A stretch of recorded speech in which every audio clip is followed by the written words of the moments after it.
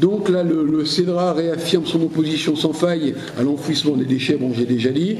On élargit aussi notre lutte à la nucléarisation du territoire, parce que comme le projet de mur était lié au développement économique de la région, toutes les saloperies nucléaires, et passez-moi le mot saloperie, je l'utilise à dessein, atterrissent chez nous. Ce que personne ne veut, ça vient chez nous. Et les élus d'ici sont contents, parce qu'on leur fait miroiter 40 emplois pour une laverie toute pourrie qui va pourrir la Marne et le lac du Der, mais ils sont contents. Et si jamais le processus va à son terme, on va se retrouver avec tout un tas de verrues d'entreprises radioactives dans le coin, alors qu'ils ne feront peut-être même pas CIGEO, parce que ça coûtera trop cher, et que le projet n'étant pas sûr, ils renonceront à le faire. Mais par contre, toutes les verrues y sont. Donc on a élargi, enfin on l'a toujours élargi d'ailleurs, ce combat. Donc actuellement, on surveille Socodéi à Saint-Lizier et on surveille attentivement la laverie de Joinville. Et puis notre bison, parce que notre bison, peut-être qu'il n'est pas complètement mort et qu'il peut renaître de ses cendres. Donc vigilance totale sur tous ces aspects-là, sans compter les poubelles atomiques qui veulent réimplanter du côté de Soulaine. Donc là on arrive, on est en explosion. On a tellement de sujets qu'il faudrait 10 personnes pour travailler chez l'industrie. J'ai insisté sur une chose qu'on n'avait pas vu venir, mais qu'on vit maintenant, pas quotidiennement, mais carrément hebdomadairement, c'est la judiciarisation des processus. Donc, si vous voulez, l'État se sentant pas assez suffisamment fort par la violence qu'il met sur le terrain, utilise maintenant la justice, et on a une quantité de procès en cours, alors pour des actions qui sont parfois douteuses. Donc, vous avez certainement entendu parler du procès de l'appel à tarte. Donc celui-là, il est quand même assez intéressant. C'est un garçon chouette hibou, paysan, qui circule avec une camionnette, qui se fait arrêter par les forces de l'ordre à un moment où il y en avait partout.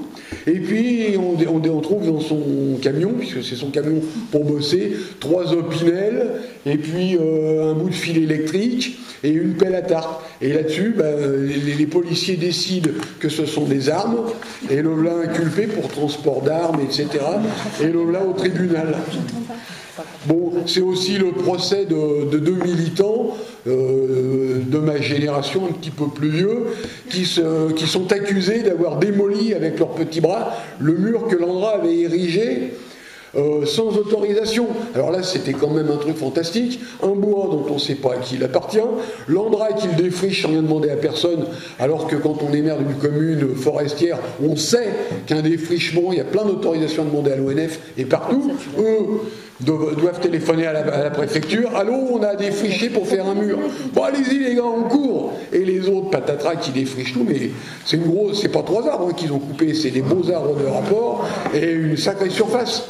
Donc ils posent leur mur sans autorisation, etc.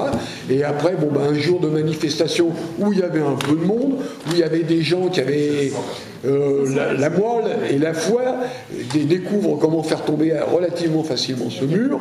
Ce mur se ratatine. Bon, c'était assez fantastique cette action. Et là-dessus, une photo d'hélicoptère, mais en évidence 2 pauvres diables. Et le procureur dit, c'est vous. D'abord sur la photo, alors les photos je les ai pas vues, je peux pas dire de mon sentiment si on connaît les gens ou pas, mais je rêve de les voir. Mais on a un procureur qui dit oh il y a un nez pointu, c'est vous avez un nez pointu. On fait partie de 2 groupes juridiques de travail, donc depuis septembre d'un groupe de travail juridique de fond sur Bure, avec des personnes intéressées par ces questions, avec des juristes aussi et des avocats. Et donc une aussi récemment, vous avez dû entendre parler d'actualité au niveau du coût de CIGEO, on a entendu parler pendant 2 semaines. Le Conseil d'État a examiné notre requête contre l'arrêté signé par Ségolène Royal fixant le coût de CIGEO à 25 milliards d'euros, coût que l'on estimait donc largement minimisé. Le Conseil d'État a rejeté notre requête car le coût était évolutif et le gouvernement devait le fixer dans une fourchette allant entre 20 et 30 milliards d'euros.